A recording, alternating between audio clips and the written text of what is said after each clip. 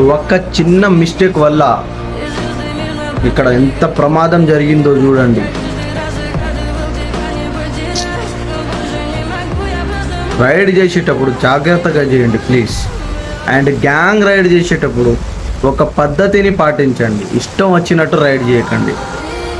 మీ వల్ల ఇతరులకు, అంటే మీ వాళ్ళకి, నీతో పాటు రైడ్ చేస్తున్న వాళ్ళకు కూడా నీ వల్ల ఇబ్బంది ఉంటుంది. సో గ్యాంగ్ రైడ్ చేసేటప్పుడు కొన్ని రూల్స్ అండ్ రెగ్యులేషన్స్ అయితే ఉంటాయి, అవి ఫస్ట్ పాటించండి రైడర్స్ ప్లీజ్. ఇలాంటివి అయితే చాలా కష్టం కోలుకోవడం. Safety important.